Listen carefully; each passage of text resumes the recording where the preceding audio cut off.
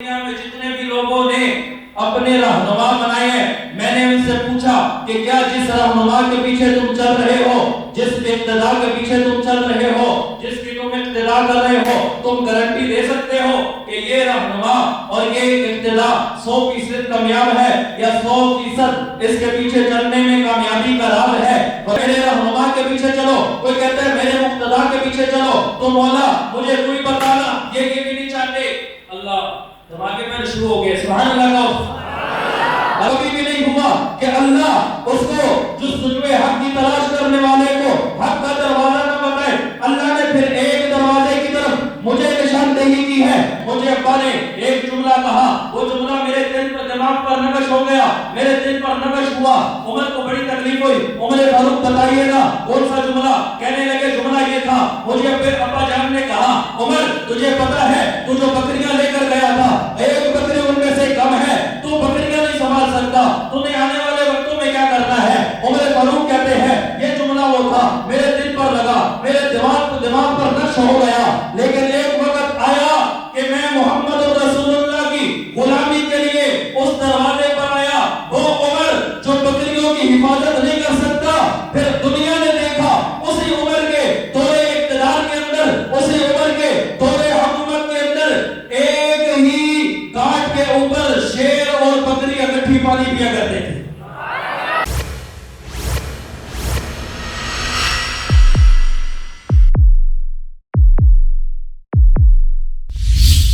الحمدللہ وکفا والصلاة والسلام علی من لا نبی بعدہ۔ الحمدللہ نحمده ونستعینه ونستغفره ونؤمن به ونتوکل علیہ ونعوذ باللہ من شرور انفسنا ومن سیئات اعمالنا، من يهده الله فلا مضل له ومن يضلل فلا هادي له، ونشهد أن لا إله إلا الله وحده لا شريك له ولا نظير له ولا مثل له ولا مثال له، ونشهد أن سيدنا وسندنا وحبيبنا وحبيب ربنا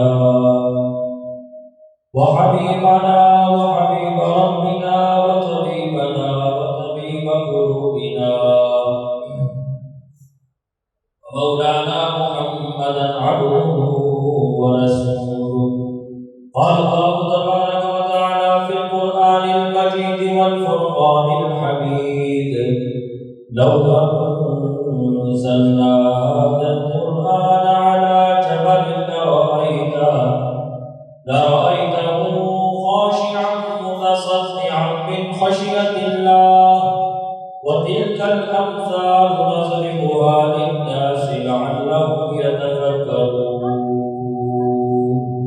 وقال الله تعالى في مقام آخر: ما كان محمد أبا أحد من رجالكم ولكن رسول الله وخاتم النبيين وكان الله بكل شيء عليما۔ وقال الله تعالى في مقام آخر في شان حبيبه محمد رسول الله، وقال الله تعالى في مقام آخر: يا أيها الذين آمنوا اذكروا الله ذكرا كثيرا، صدق الله العظيم۔ وقال النبي صلى الله عليه وسلم: القرآن حجة لك أو عليك، أو كما قال عليه الصلاة والسلام۔ يا رب صل وسلم دائما أبدا على حبيبك خير الخلق كلهم، هو الذي ترجى شفاعته بكل حول من الأحوال مقتحم۔ تمام احباب بصوت ہو کر آواز بلند اس محبت، اس ذوق اور اس شوق کے ساتھ نماز والا درود پاک پڑھیں کہ اس عقیدے کے ساتھ پڑھیں کہ ہم یہاں پر بیٹھ کر پڑھیں گے اور فرشتے اس درود کو اٹھا کر روضہ اقدس پر پیش فرمائیں گے۔ اللهم صل على محمد وعلى آل محمد كما صليت على إبراهيم وعلى آل إبراهيم إنك حميد مجيد اللهم بارك على محمد وعلى آل محمد كما باركت على إبراهيم وعلى آل إبراهيم إنك حميد مجيد وأحصر منك لم تر قط عيني وأجمل منك لم تلد النساء خلقت مبرأ من كل عيب كأنك قد خلقت كما تشاء.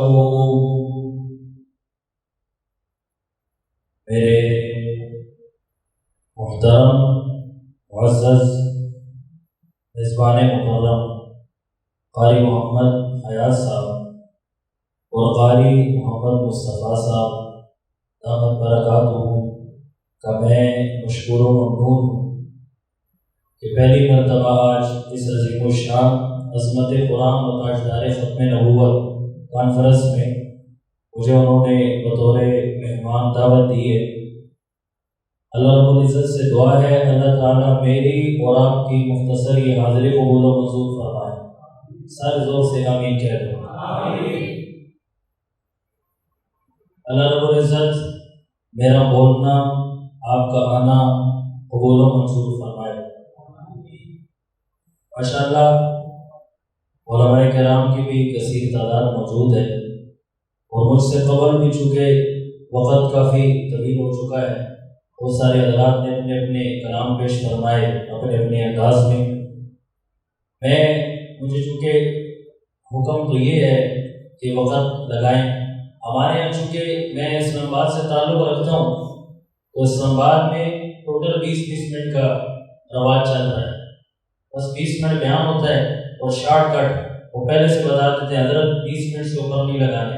لیکن مجھے یہاں پر پہنچ کر خوشی ہوئی کہ یہاں پر مجھے جب بتایا گیا کہ یہ لوگ 1-1 گھنٹے کا بیان سنتے ہیں. بہرحال اللہ کرے کہ یہ ذوق جو بتایا گیا ہے یہ دیکھنے کو بھی ملے. یہ ذوق ملے گا انشاءاللہ. بس جن احباب نے درود پڑھا ہے وہ احباب قریب قریب آ جائیں قریب قریب آتے جائیں. اگر یہ بات والا مجمع اندر سما جائے یہاں پر تو انشاءاللہ بڑی خوشی ہوگی. بات سمجھنے میں سمجھانے میں آسانی ہوگی. اللہ آپ کو جزائے خیر عطا فرمائے. میں نے آپ کے سامنے قرآن کریم کے 3 سے 4 مقامات سے مختلف مقامات سے تلاوت کی ہے. تینوں جو آیات ہیں وہ آج کے موضوع کے مطابق ہے. میرے سامنے 2 موضوع ہیں. نمبر 1 ختم نبوت، نمبر 2 عظمت قرآن. چونکہ ختم قرآن کا بھی موقع ہے 2-4 جملے میں ختم قرآن پر کہوں گا اور 2-4 جملے میں ختم نبوت پر کہوں. اللہ سے دعا ہے اللہ حق سچ کہنے سننے کی توفیق عطا فرمائے. سارے زور سے ایک مرتبہ زور سے آمین کہہ دو. اب مجھے پہلے یہ بتائیں کہ آپ میں سے اردو اسپیکنگ کون ہے؟ اردو کون سمجھتا ہے بھائی؟ سب سمجھتے ہیں ماشاءاللہ. اچھا میرے ساتھ اکثر ایک واقعہ ہوتا ہے اس لیے میں پریشان بھی نہیں ہوتا کہ چونکہ میرا بیان آخر میں ہوا کرتا ہے زیادہ پروگراموں میں تو مجھ سے پہلے سبحان اللہ بھی ساری نعت خوان لے جاتے ہیں اور ماشاءاللہ بھی ساری نعت خوان لے جاتے ہیں. ٹھیک ہے اور بھی سارا کچھ نعت خوان لے جاتے ہیں تو میں خالی پولی کھڑا ہوتا ہوں. ایسے تو نہیں ہوگا نا انشاءاللہ. بس میں اسلام آباد سے آیا ہوں تو آپ نے میری مہمان نوازی کر لی ہے. توجہ کرنا. اللہ رب العزت نے جب سے اس دنیا کا نظام تخلیق کیا ہے اللہ نے جب سے اس دنیا کے نظام کو بنایا ہے تب سے لے کر آج تک یعنی آدم علیہ السلام سے لے کر آج تک بے شمار ایسی شخصیات آئی ہیں کہ اللہ رب العزت نے ان کے اندر قیادت کا ملکہ رکھا ہے. بے شمار ایسی شخصیات آئی ہیں کہ ان کو لوگوں نے فالو کیا ہے, لوگ ان کے پیچھے چلے ہیں, لوگ ان کے پیروکار بنے ہیں, لوگوں نے ان کو اپنا مقتدا مانا ہے, لوگ خود ان کے مقتدی بنے ہیں. بہت سارے لوگ ایسے آئے کہ انہوں نے مختلف میدانوں کے اندر مختلف اوقات میں مختلف کام کیے ہیں اور دنیا میں وہ اپنا اثر چھوڑ کر گئے ہیں. بات سمجھنے کی کوشش کرنا. اللہ کرے کہ میں آپ کو بات سمجھا کر جا سکوں. میرے دوستو مختلف لوگوں نے مختلف وقت میں جب مختلف میدانوں میں کام کیا تو پیچھے چلنے والے اور ان کے پیچھے آنے والے لوگوں نے ان کو اپنا رہنما مانا, अपना रहनुमा और इमाम माना है, और इमाम मानने के बाद सिर्फ खुद ही उनको इमाम नहीं माना बल्कि दूसरों को भी ये दावत तबलीग दी है कि आओ मेरे रहनुमा के पीछे चलो, तुम कामयाब हो जाओगे, मेरे मुक्तदा के पीछे चलो, तुम कामयाब हो जाओगे, मेरे इस इमाम के पीछे चलो, तुम कामयाब हो जाओगे। मैंने अपने तखय्युल तसव्वुर में ये नक्शा बनाया और मैंने ये वजूहात तलाश करनी शुरू कर दी कि अल्लाह ऐसा कौन सी वजह है कि इनके पीछे लोग चल रहे हैं, इनके पीछे इब्तिदा कर रहे हैं, इनके पीछे नमाज पढ़ते हैं, इनको अपना इमाम मानते हैं। मुझे चंद वजूहात समझ में आई है, उनका निचोड़ मैंने निकाला है। तो मैंने देखा कि लोग किसी के पीछे चलते हैं उसके हुस्न की वजह से, किसी के पीछे चलते हैं उसके खूबसूरत आवाज की वजह से, किसी के पीछे चलते हैं उसके अंदाज की वजह से, और उसके कमाल की वजह से, उसके जमाल की वजह से। लेकिन दुनिया में जितने भी लोगों ने अपने रहनुमा बनाए हैं, मैंने उनसे पूछा कि क्या जिस रहनुमा के पीछे तुम चल रहे हो, जिस इक्तिदा के पीछे तुम चल रहे हो, जिसकी तुम इक्तिदा कर रहे हो, तुम गारंटी दे सकते हो कि ये रहनुमा और ये इक्तिदा 100% कामयाब है या 100% इसके पीछे चलने में कामयाबी का राज है? फरमाया नहीं, मुझे कोई भी ऐसा नहीं मिला जो ये कह सके। हाँ, बहुत लोगों ने कहा हम अपने रहनुमा के बारे में ये तो कहते हैं, हम अपने मुक्तदा के बारे में ये तो कहते हैं कि दुनिया में इसके पीछे चलो तो कामयाब हो जाओगे, लेकिन आखिरत का जिम्मा हम नहीं उठाते, कब्र का मामला हम नहीं उठाते, क्योंकि कब्र के मामलात से अल्लाह ही आगाह है। तो फिर मैं इस नतीजे पर पहुंचा, मैंने यूं मसल्ला बिछाया जुस्तजुए हक की तलाश में, और मैं रब्बे कायनात के सामने गिड़गिड़ाता हूं। मैं कहता हूं रब्बा फिर मुझे तू ही बता देना मैं दुनिया वालों के सामने क्या गया हूं, और दुनिया वालों ने अपने रहनुमाओं के किरदार हमारे सामने लाके रख दिए, और दुनिया वाले मुख्तलिफ किरदार मेरे सामने रख के कहते हैं, कोई कहता है मेरे रहनुमा के पीछे चलो, कोई कहता है मेरे मुक्तदा के पीछे चलो। तो मौला मुझे तू ही बताना, ये भी नहीं चाहते। अल्लाह तुम्हारे में शुरू हो गए, सुभान अल्लाह। बस बात समझ आ रही है भाई? इंशाअल्लाह बात समझ। तो मैं रब से ये सवाल करने लगा अपने जुस्तजुए हक की तलाश में कि मौला मुझे समझ नहीं है। मैंने चराग के मुसलमान को जाकर बात समझानी है, मुझे चराग के मुसलमान ये सवाल करेंगे कि आप ही बताइए ना किस दरवाजे पर जाए, कौन सा रहनुमा ऐसा है कि जिसके शागिर्द ये कहते हैं कि मुझे मेरे रहनुमा के पीछे चलो, दुनिया में भी कामयाबी है, आखिरत में भी कामयाबी है। मौला मुझे कोई भी ऐसा नहीं मिलता। तो अल्लाह ने जब इंसान जुस्तजुए हक की तलाश करने के लिए निकलता है तो ऐसा कभी भी नहीं हुआ कि अल्लाह उसको जुस्तजुए हक की तलाश करने वाले को हक का दरवाजा न बताए। अल्लाह ने फिर एक दरवाजे की तरफ मुझे निशानदेही की है। मैं जुस्तजुए हक करने के लिए जब निकला, हाथ उठाए, मुसल्ला बिछाया, गिड़गिड़ाया, रोया, बोला दुनिया के रहनुमा तो नाकाम है, दुनिया के रहनुमाओं के तो किरदार नहीं है, दुनिया के रहनुमाओं का तो अवतार नहीं है, दुनिया के रहनुमाओं का तो नजरियात नहीं है, अगर है भी तो दुनिया की हद तक है, कब्र में कुछ भी नहीं है, आखिरत में कुछ भी नहीं है। फिर मुझे मौला ने कहा कि जो जुस्तजुए हक की तलाश में तुम निकले हो, आओ तुम्हें एक दरवाजे पर लेकर चलता हूं। अल्लाह ने मुझे एक दरवाजे की तरफ रहनुमाई कर दी। मैं उस दरवाजे पर गया, मुझे उस दरवाजे पर ये दुनियादार नहीं, मुझे उस दरवाजे पर उलमा नजर आए हैं, मुझे उस दरवाजे पर मुफ्तियान नजर आए हैं, मुझे उस दरवाजे पर फुकहा नजर आए हैं, मुझे उस दरवाजे पर अत्किया, औलिया, सुलहा नजर आए हैं। मैंने कदम आगे बढ़ाया तो मुझे उस दरवाजे पर सिद्दीक़ अकबर खड़े हुए नजर आए हैं। मैंने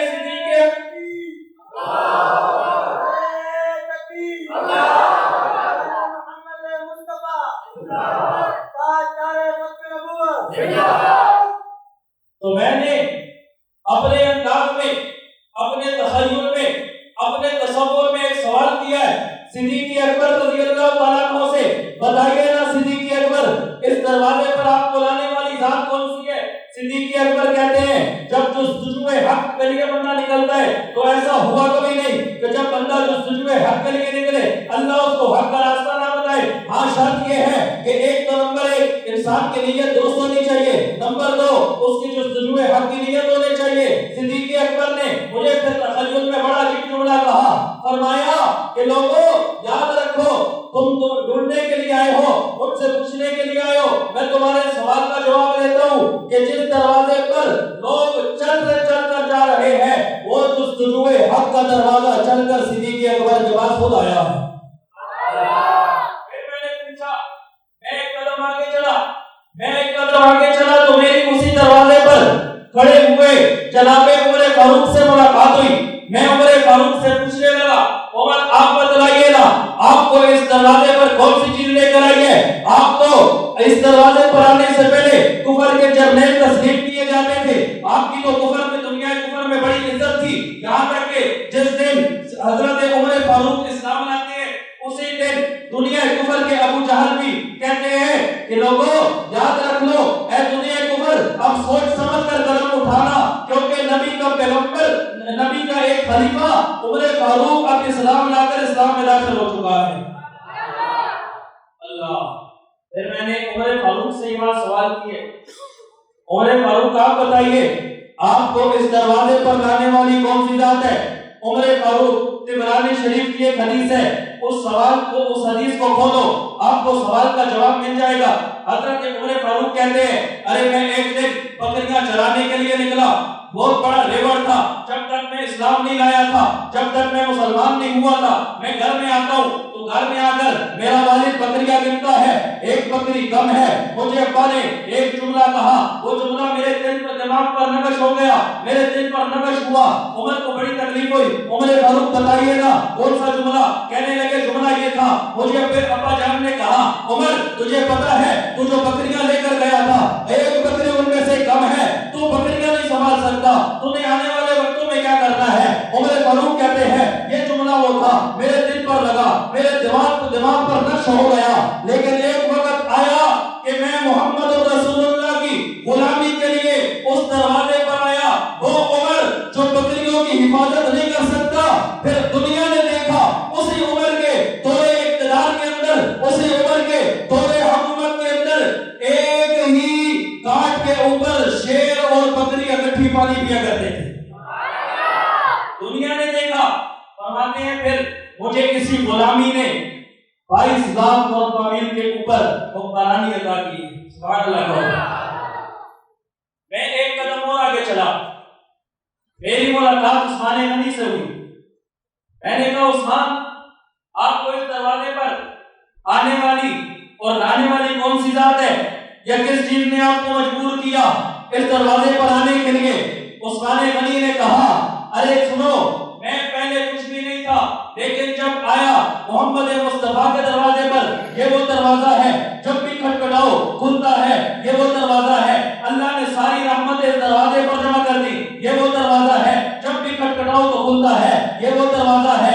मैं क्या करता हूँ, जो यतीमों को जब ठुकरा दिया जाता है वो मेरे मुस्तफा के दरवाजे पर आते हैं, मिस्कीनों को मारा जाता है मेरे मुस्तफा के दरवाजे पर आते हैं। फिर इसलिए मैं अपने ज़ौक़ में कहा करता हूँ, कहो कि मुझे और आपको अगर जिंदगी मिली है मोहम्मद मुस्तफा की वजह से मिली है, मुझे और आपको ये रोशनी मिली है तो मोहम्मद मुस्तफा की वजह से मिली है, ये सूरज अगर रोशन है मोहम्मद मुस्तफा की वजह से है, चांद की चांदनी में मिठास है मोहम्मद मुस्तफा की वजह से, मेरा ईमान बाकी है मोहम्मद मुस्तफा की वजह से, मेरी जान बाकी है मोहम्मद मुस्तफा की वजह से। फिर आओ मैं तुम्हें दावत फिक्र देने लगूं। हजरत उस्मान कहने लगे कि मैं जब तक इनके पास न था, मेरे पास कुछ भी नहीं था, फिर जिस वक्त में आया मोहम्मद रसूलुल्लाह की गुलामी में बैठा तो बैठने की सूरत में मुझे अल्लाह ने ये नकद इनाम दिया।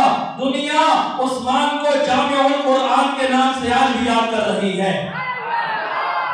मैं एक कदम और आगे चला और वहां पर मेरी मुलाकात अली उल मुर्तजा से होती है। अली तुम बताओ, आप बताइए ना, आपको इस दरवाजे से क्या मिला? मैंने सुना है आप बड़े बहादुर हैं, आप बड़े निडर हैं। कहने लगे बहादुर तो अबू जहल भी है, बहादुर तो अबू लहब भी है, लेकिन रब्बे काबा की कसम मेरी बहादुरी नहीं, मेरा कमाल नहीं, मेरा जमाल नहीं, मेरा जलाल नहीं, ये सब मोहम्मद रसूलुल्लाह की गुलामी का असर है। मैं एक कदम और आगे चला, उस दरवाजे पर चूंकि जुस्तजुए हक की तलाश करनी थी, शरअ सदर के लिए इंसान जिस दरवाजे पर जाता है पहले देखता है कि जिसकी मैं इब्तिदा करने लगूं, जिसको मैं इमाम मानने लगूं, आया उसका किरदार क्या है, उसके शागिर्द कैसे, उसके मानने वाले कैसे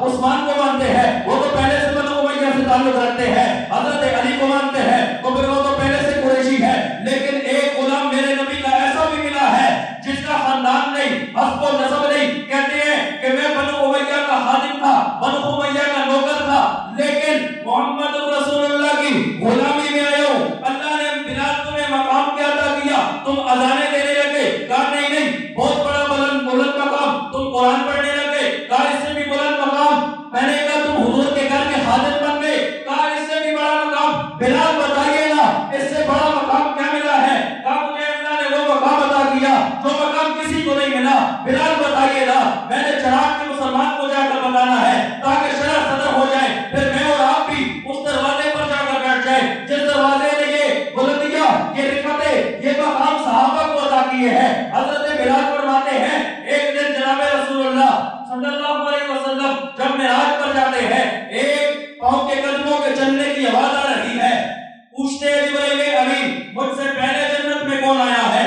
ارے یا رسول اللہ آپ سے پہلے جنت میں کوئی آ نہیں سکتا، جنت کے دروازے تو آپ کے لیے ہے، جنت آپ کی آمد کی منتظر ہے، پھر بتاؤ نا یہ قدموں کی آہٹ یہ کیسے آ رہی ہے؟ یا رسول اللہ جملہ سننا اور آخر تک جس نے بھی تک ہاتھ نہیں اٹھایا، خدا نا جملے کو ضائع نہیں کرنا، محبت کی انتہا میں پہنچ کر جملہ کہہ رہا ہوں، ہاں جبرائیل امین نے کہا یا رسول اللہ یہ آپ سے پہلے جنت میں کوئی نہیں آیا، آپ کی غلامی کا یہ اثر ہے، آپ کے پاؤں میں بیٹھنے کا یہ کمال ہے کہ آپ کا بلال چلتا زمین پر ہے، اس کے قدموں کی آواز جنت میں آتی ہے، قدموں کی آواز کہاں آتی ہے؟ زور سے بولو کہاں پر آتی ہے؟ تو پھر مجھے شرح صدر ہوا، پھر مجھے شرح صدر ہو چکا، میں نے کہا واقعی میں ربا میں قربان جاؤں، ایک مرتبہ سارے الحمدللہ جملے کے بعد کہنا، میں نے کہا ربا شکر ہے، بہت سارے دنیا میں مذہب ہیں، بہت سارے دنیا میں قومیں ہیں، لوگ گائے کو پیشاب پی رہے ہیں، لوگ پتہ نہیں اپنے مردوں کو جلا رہے ہیں، لیکن تیرا کرم ہے، تیرا فضل ہے، تو نے مسلمان بنایا، محمد رسول اللہ کو امتی بنایا ہے، سارے الحمدللہ آخر تک کہہ دو الحمدللہ، اپنی نسبتوں پر فخر کیا کرو، اس نعمت کا شکر ادا کیا کرو، میں اور تم تسلیم بھی نہیں کر سکتے، میں اور تم سوچ بھی نہیں سکتے کہ یہ وہ نسبتیں ہیں جو صحابہ کو اتنی قربانیوں کے بعد ملی، لیکن مجھے اور تمہیں بغیر قربانی کے مل گئی، اور یہ امت صرف ایک امت نہیں ہے، یہ امت ایک خوش نصیبی ہے، ہاں کون سی خوش نصیبی؟ اس امت کی قیمت کچھ نہیں ہو، جاؤ حضرت عیسیٰ علیہ السلام سے پوچھو، ہر نبی ہر پیغمبر ایک دعا اپنی زندگی میں ایسی کرتا ہے، توجہ میری طرف کرنا، ایک دعا ایسی کرتا ہے، اللہ نے فرمایا آسمان نیچے آ سکتا ہے، زمین اوپر جا سکتی ہے، لیکن میں اپنے اس پیغمبر کی ایک دعا ایسی دیتا ہوں وہ میں رد نہیں کر سکتا، وہ میں قبول کرتا ہوں، ہر نبی نے ایک ایک دعا کی ہے، ہاتھ اٹھائے دعا کی، میں حضرت عیسیٰ علیہ السلام کی طرف دیکھتا ہوں، جناب عیسیٰ حضور سے پہلے آپ ہیں، آپ کی کیا دعا ہے؟ اور آخری پیغمبر ہے، ان کے بعد حضور آئے ہیں، بس حضور پر نبوت ختم ہو چکی ہے، توجہ کرنا، حضرت عیسیٰ علیہ السلام ایک دن یوں مصلی پر بیٹھتے ہیں، ہاتھ اٹھاتے ہیں، میں دیکھا، میں نے جستجو کی، میں نے کہا پتہ نہیں اولاد کے لیے دعا مانگیں گے، میں نے کہا گھر والوں کے لیے دعا مانگیں گے، میں نے کہا اپنی امت کے لیے دعا مانگیں گے، وہ دعا کسی کے لیے نہیں مانگی، کہنے لگے ربا ہر پیغمبر کو تو نے ایک دعا عطا کی ہے، وہ دعا کون سی ہے؟ وہ دعا وہ ہے جو تو رد نہیں کرتا، اللہ میں عیسیٰ میں یہ دعا مانگ رہا ہوں کہ مجھے حضور کی امت میں امتی بنا کر بھیجنا ہے، امتی بنا کر، تو پھر مجھے یہ شرح صدر ہوا، میں نے کہا ربا واقعی میں اس غلامی میں کچھ تو ہے نا، جو وقت کا نبی ایک نبی کی امتی بننے کی دعا کر رہا ہے، میں نے کہا پھر واقعی میں اللہ یا اللہ تیرا لاکھ لاکھ شکر ہے تو نے مجھے حضور کی آخری امت میں بھیجا ہے، کہو الحمدللہ۔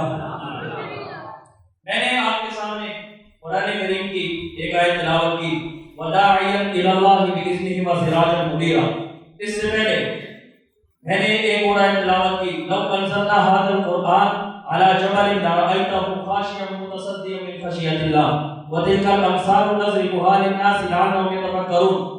اگر قرآن میں اس آیت کا ترجمہ سنیے، اگر ہم اس قرآن کو پہاڑوں کے اوپر نازل کرتے، لَوْ أَنزَلْنَا هَذَا الْقُرْآنَ، اگر ہم اس قرآن کو نازل کرتے علی جبل کسی پہاڑ کے اوپر لرأیتہ تو تم خاشی کہتے ہیں گڑگڑانے کو، اس لیے حضور نے فرمایا اپنی نمازوں میں خشوع پیدا کرو۔ یا رسول اللہ خشوع کیا ہے؟ کہا خشوع وہ ہے جو کہ ایک نماز کے درمیان میں ہوتا ہے، اور جب اللہ سے انسان ڈرتا ہے تو اس کی نماز میں خشوع پیدا ہو جاتا ہے، وہ کبکباہٹ کا نام ہے۔ فرمایا خاشعا متصدعا، اگر اس قرآن کو میں پہاڑ کے اوپر نازل کرتا تو تم دیکھتے کہ یہ پہاڑ ریزہ ریزہ ہو جاتا، یہ اللہ کی خشیت برداشت نہ کر سکتا۔ متصدعا من خشیت اللہ وتلک الامثال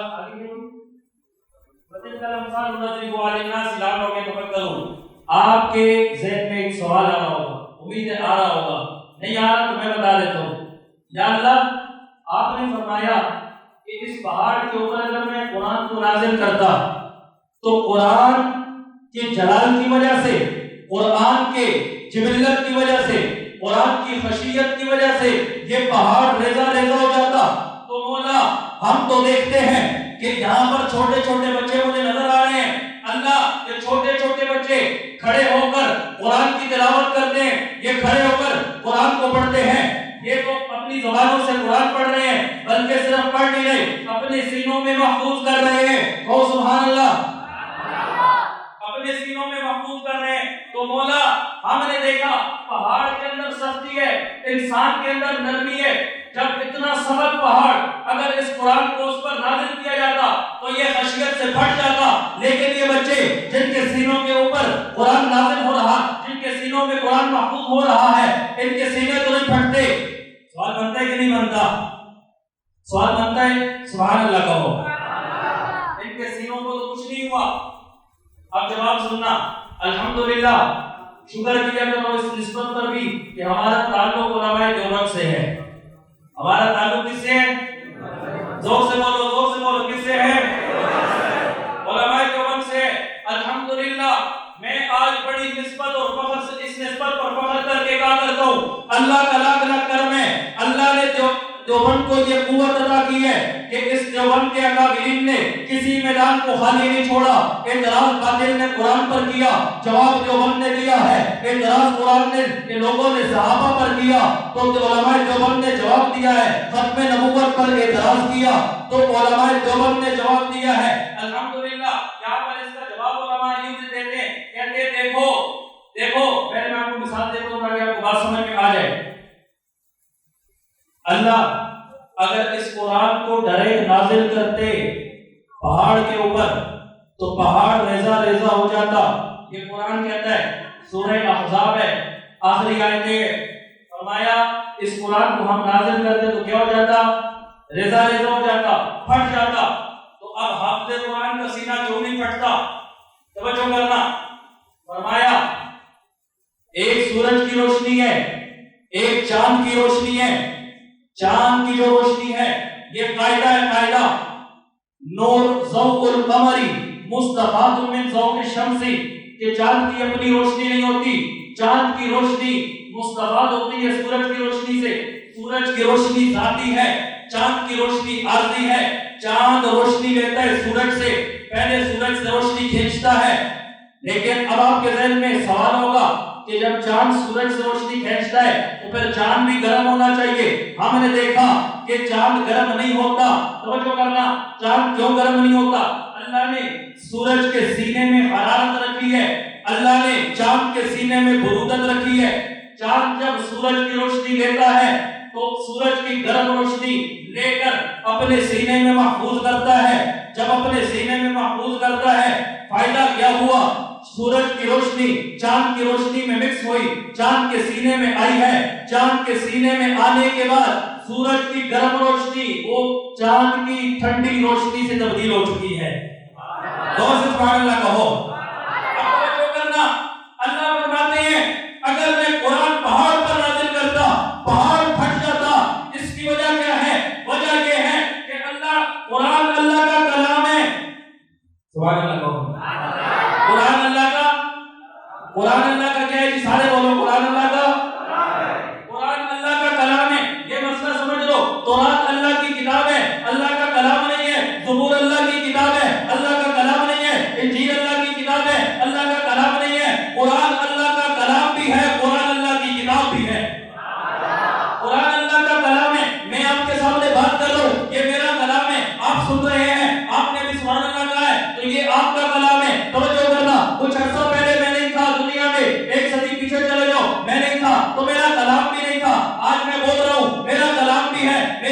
فرماتی ہے کچھ عرصے کے بعد میں نہیں ہوں گا، ہم سارے فنا ہو جائیں گے، ہماری ذات بھی مٹ جائے گی، ہمارا کلام بھی مٹ جائے گا۔ اللہ کی ذات بھی موجود ہے، اللہ کا کلام بھی موجود ہے۔ جب دنیا میں کچھ نہیں تھا اللہ تھا، اللہ کا کلام بھی موجود تھا۔ اب دنیا میں سب کچھ ہے، اللہ کا کلام بھی موجود ہے۔ کل قیامت قائم ہو جائے گی، یہ عقیدہ بھی ہے، جملہ بھی ہے، توجہ کرنا۔ کل قیامت قائم ہو جائے گی، دنیا سب کی سب ختم ہو جائے گی، اللہ بھی باقی رہے گا، اللہ کا کلام بھی باقی رہے گا۔ میں نے کہا قرآن اللہ کا کیا ہے؟ کلام ہے۔ سارے بولو قرآن اللہ کا کیا ہے؟ قرآن اللہ کا کلام ہے۔ قرآن اللہ کا کلام، اللہ کی ذات جلال والی، اللہ کا کلام بھی جلال والا، اللہ کی ذات جلال والی، اللہ کا کلام بھی جلال کہتے ہیں غصے کو، اللہ کی ذات میں غصہ ہے، اللہ کی ذات میں جلال ہے، اللہ کے کلام میں بھی جلال ہے۔ لیکن جس طرح میں نے کہا سورج کی ذات میں جلال، لیکن سورج کی روشنی سے جب چاند نے روشنی لی ہے تو سورج کی روشنی جلالی وہ جمال کے اندر تبدیل ہو چکی ہے۔ اللہ اگر اس قرآن کو نازل کرتے میرے اور آپ کے سینوں کے اوپر تو ہو سکتے ہمارے سینے پھٹ جاتے۔ اللہ اگر نازل کرتے پہاڑ پر تو پہاڑ پھٹ جاتا، پہاڑ ریزہ ریزہ ہو جاتا۔ اب اللہ کو ایک ایسا سینہ چاہیے تھا جو اللہ کے اس جلالی کلام کو اپنے جمال میں تبدیل کر دے۔ تو پھر مجھے کہنے دو اللہ نے سب سے زیادہ جمالی سینہ محمد مصطفیٰ کا بنایا ہے۔ اللہ نے قرآن کو محمد مصطفیٰ کے سینے پر نازل کیا، فائدہ یہ ہوا اللہ کے کلام کا جلال محمد مصطفیٰ کے سینے کے جمال سے تبدیل ہو چکا ہے۔ آج 7 سال کا بچہ پڑھتا ہے اسے کچھ نہیں ہوتا، 70 سال کا بابا پڑھتا ہے اسے بھی کچھ نہیں ہوتا۔ بات سمجھ آ گئی بھائی؟ سمجھ آ گئی بات؟ میں نے آپ کے سامنے ایک اور بات رکھی، وَدَاعِيًا إِلَى اللَّهِ بِإِذْنِهِ وَسِرَاجًا مُنِيرًا۔ اللہ نے آپ کو چمکتا ہوا سورج بنایا۔ اللہ نے آپ صلی اللہ علیہ وسلم کو کیا بنایا؟ زور سے بولو، زور سے بولو بھائی، آپ تھکے تو نہیں ہیں؟ میں نے آپ کو بتایا یہ آپ کے علاقے کا ذوق ہے، ورنہ اسلام آباد میں ہوتا تو آپ تک دعا ہو چکی ہوتی۔ وہاں پر 30 منٹ ہے، صرف 30 منٹ، ٹھیک ہے؟ تو یہ تو آپ کے علاقے کا ذوق ہے، اور آج مجھے یہ موقع ملا ہے کہ میں آپ کو، مجھے بذوق مجمع ملا ہے اور پھر خطیب بھی آپ کو بذوق ملا ہے۔ سبحان اللہ کو۔ تو ایک بندہ نا سائیکل چلا رہا تھا، سائیکل چلا رہا تھا، اس نے دوسرے کو ٹکر مار دی۔ اب اس نے دوسرے کو ٹکر ماری، اسے غصہ آ گیا، اس نے کہا بھائی اندھے ہو، سائیکل چلا رہے ہو، چلانی نہیں آتی تو گھر میں بیٹھ جاؤ۔ اس نے کہا تم اللہ کا شکر ادا کرو، آج میری چھٹی ہے ورنہ میں ٹرک چلاتا ہوں، ٹھیک ہے؟ تو یہ اللہ کا شکر ادا کرو، ابھی میں تھوڑا تھوڑا تھک رہا ہوں ورنہ پتہ نہیں کہاں تک میں آ جاتا۔ تو بھائی توجہ کرنا، اللہ نے فرمایا وَدَاعِيًا إِلَى اللَّهِ بِإِذْنِهِ وَسِرَاجًا مُنِيرًا۔ اے پیغمبر، ہم نے آپ کو ایک چمکتا ہوا سورج بنایا ہے۔ میں نے لغت پہ غور کیا، سراج کا لفظ آتا ہے سورج کے لیے، عربی زبان میں شمس کا لفظ آتا ہے، چراغ کے لیے عربی زبان میں مشکات کا لفظ آتا ہے۔ اللہ نے ایسا لفظ آیا سراج، جو کہ جس کے 2 معنی ہیں۔ لغت کہتی ہے سراج کا ایک معنی سورج ہے، سراج کا ایک معنی چراغ ہے۔ میں اپنے تخیل اور تصور میں اپنے شوق میں پوچھ رہا ہوں مولا ایسا مشترک لفظ کیوں لایا ہے؟ اپنی نبی کی صفت بیان کر رہی تھی تو پھر ایک لفظ لاتا، مشترک لفظ کیوں لایا ہے؟ تو مولا نے جواب دیا، ایسی یہ کہا کرتا ہوں قرآن سے بات کیا کرو، قرآن جواب دیتا ہے، لیکن مسئلہ یہ ہے کہ سمجھ بھی آنی چاہیے۔ توجہ کرنا، میں نے پوچھا مولا یہ بات تو مجھے سمجھائیے نا، میں نے جا کر چراغ کے مسلمان کو سمجھانی ہے۔ اللہ نے فرمایا یہ اس لیے کہ سورج صبح طلوع ہوتا ہے، مغرب کے وقت غروب ہو جاتا ہے، چراغ رات کو جب سورج کی روشنی ختم ہوتی ہے تو چراغ کی ضرورت اس وقت پڑتی ہے۔ توجہ کرنا، معلوم ہوا سورج کی روشنی بھی عارضی ہے اور چراغ کی روشنی بھی عارضی ہے۔ سورج کی روشنی دن کو ضرورت پڑتی ہے، رات کو جب سورج غائب ہو جاتا ہے چراغ کی ضرورت پڑتی ہے۔ میرا محمد مصطفیٰ، میں نے ایسا پیغمبر تمہیں عطا کیا ہے کہ جو سورج بھی ہے چراغ بھی ہے۔ میں نے کہا مولا کیسے؟ فرمایا کہ جب یہ سراج اسی لیے اس کو کہا ہے جب دن ہوگا تو یہ دن کے وقت یوں لوگوں کو تبلیغ کر کے دعوت دے کر اپنی نبوت سے مستفید کرتا رہے گا، اور جب رات ہوگی تو سورج کی طرح یہ غروب نہیں ہوگا بلکہ رات کے وقت یہ आता रहेगा। अल्लाह। इसलिए हजरत अम्मी आयशा से किसी ने पूछा हुजूर की तारीफ क्या है? हजरत अम्मी आयशा फरमाती है लना शम्सुन वलिल आफाकी शम्सुन व शम्सी खैरुम मिन शम्सी समाई फइन्न शम्स ततलु बाद फज्र व शम्सी ततलु मिन बाद इशाई। चराग वालों, जुमले का हक अदा करना।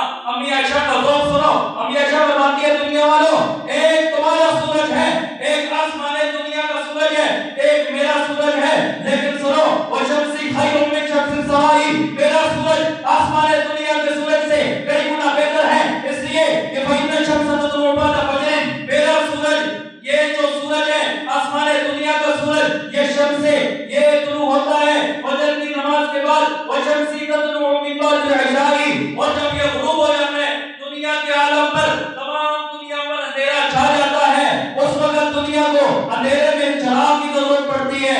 वो उस वक्त जो सूरज तुलू होता है उसका नाम मोहम्मद मुस्तफा है।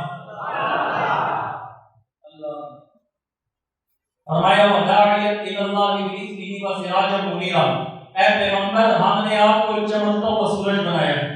हमने आपको क्या बनाया है? इस आयत को लेकर मैंने कहा इस निस्बतों पर फख्र किया करो। अल्लाह ने हमें कैसे उलमा अता फरमाए, सिर्फ उलमा नहीं में हीरे का रखो अपने दौर में। अल्लाह ने हमें कैसे हीरे अता फरमाए। हकीमुल इस्लाम कारी मोहम्मद तैयब कासमी रहमतुल्लाह अलैह अपनी किताब आफ़ताब नबुव्वत में लिखते हैं। अपनी किताब किसमें लिखते हैं जी? किताब का नाम है आफ़ताब नबुव्वत। आफ़ताब नबुव्वत में वो लिखते हैं, कहते हैं सिराजम मुनीरा पे गौर करो।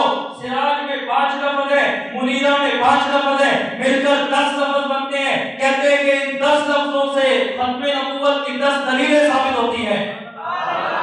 मैंने पूछा हज़रत कैसे? हज़रत ने अपनी किताब में लिखा, आज सुबह मैं मुताला कर रहा था, हज़रत ने फरमाया देखो, अल्लाह ने फरमाया कि ऐ पैगंबर हमने आपको चमकता हुआ सूरज बनाया है। तो अल्लाह ने अपने पैगंबर को इस आसमान के सूरज के साथ तशबीह दी है कि ऐ मेरे महबूबा, ऐ मेरे पैगंबर, ऐ मेरे लाडले पैगंबर, एक आसमान का सूरज है, एक आमना का लाल है, ये भी सूरज है, वो भी सूरज है, इसकी रोशनी भी आला, उसकी रोशनी भी आला। अल्लाह फर्क क्या है? फरमाया फर्क सिर्फ ये है, जब उस आसमान के सूरज की सिमत बयान की, फरमाया सिराजम व हाजा, इस सूरज की सिमत बयान की, फरमाया सिराजम मुनीरा। फरमाते फर्क क्या है? फर्क देखो, सिराजम व हाजा, सूरज की रोशनी को वहाज का, वहाज लुगत में मैंने देखा उस रोशनी को कहा जाता है कि जिसको देखे तो आंखें देख ना सके, जिसके अंदर तपिश हो, जिसके अंदर हरारत हो, जिसके अंदर गर्मी हो। लेकिन मुनीर उस सूरज की रोशनी को कहा जाता है जिसे देखे तो देखना चाहो देख सकता है। मैंने फिर हज़रत तैयब कासमी साहब रहमतुल्लाह अलैह फरमाते हैं उस सूरज को देखो तुम देख नहीं सकते, इस सूरज को देखो बंदा सिद्दीक़ अकबर बन जाता है। कहते हैं आगे फिर दूसरी दलील बयान फरमाई, कहते हैं ये आसमान का सूरज है, सूरज के आने से पहले आसमान पर तारे होते हैं। क्या होता है जी? तारे बोलो, क्या होता है? आसमान पर तारे होते हैं। मेरे पैगंबर के आने से पहले जिस तरह आसमान के तारे हैं, तो आसमान के तारे पता क्या करते हैं? आसमान के तारे रोशनी तो देते हैं, लेकिन आसमान के तारे रोशनी तो देते हैं, अंधेरा खत्म नहीं कर सकते। फरमाया इससे पहले मेरे पैगंबर के आने से पहले 1.25 लाख अंबिया आए हैं, हर इलाके में एक नबी आया, उन्होंने रोशनी तो दी है लेकिन जहालत के अंधेरे को खत्म नहीं किया। मेरा पैगंबर जब दुनिया में आया है, जब सूरज निकल आता है तारों की जरूरत नहीं पड़ती, मेरा पैगंबर आ गया, अब नबूवत की जरूरत खत्म हो चुकी है।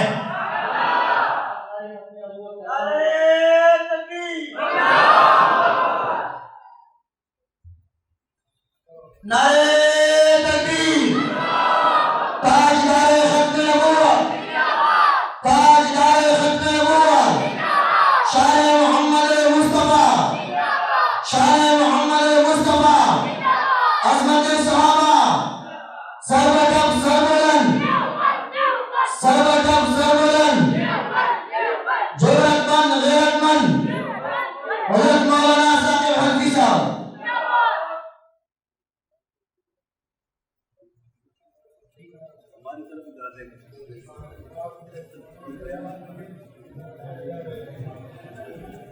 थके तो नहीं है, जो थक गया बात पड़ रहे नहीं थके भाई। एक मतलब आप बासों को अगर मोहब्बत से सुभान अल्लाह कहते हैं, मैं आपको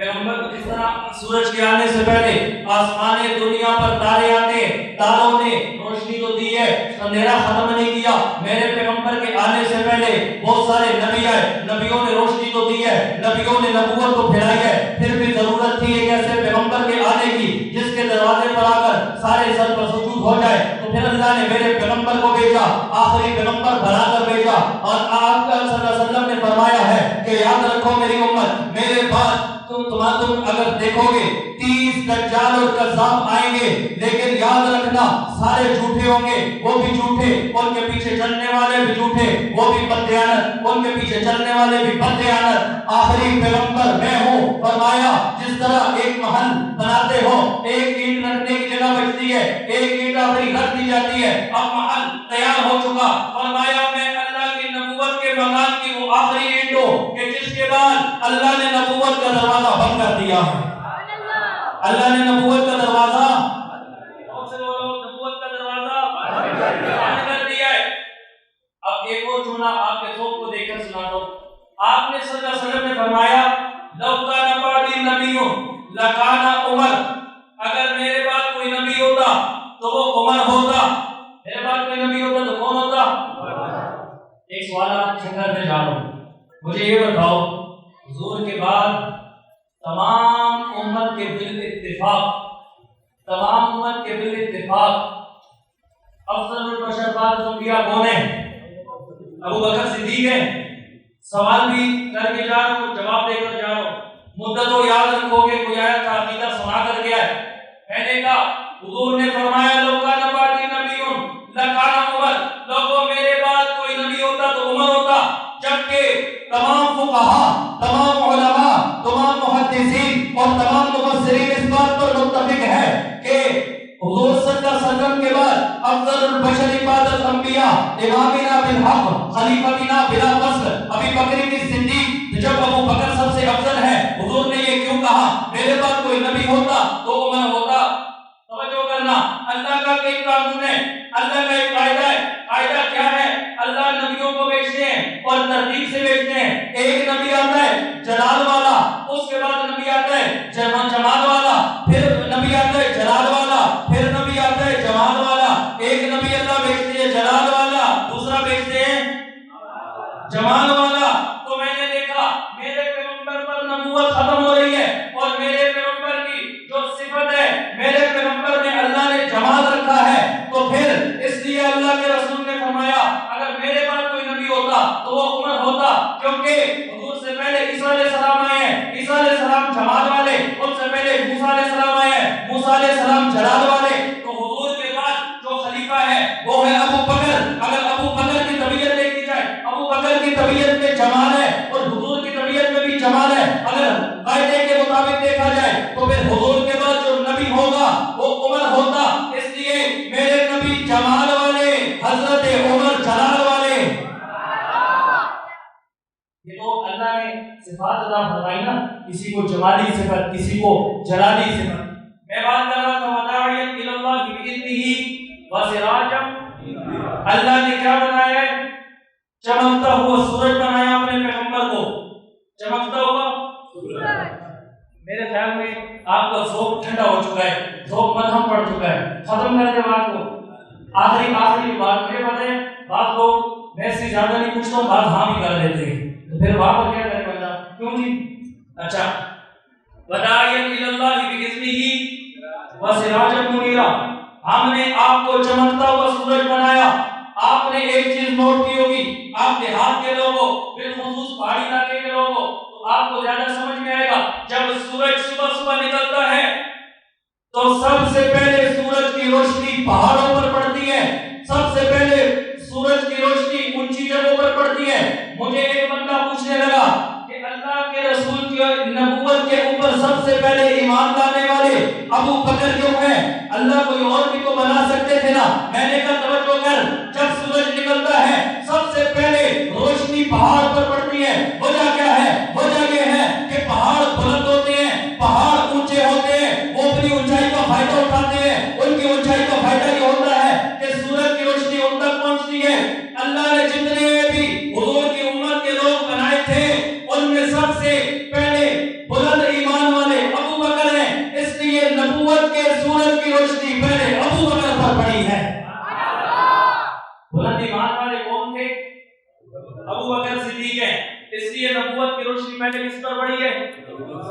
बोलो किस पर पड़ी है?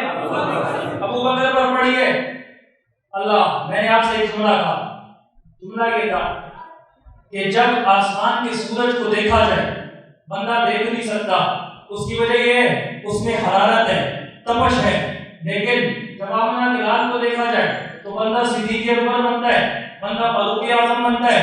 इसकी कोई दलील भी आई है? मैंने पास से बात कह दी है। आओ चलते हैं अम्मा फातिमा के दरवाजे पर।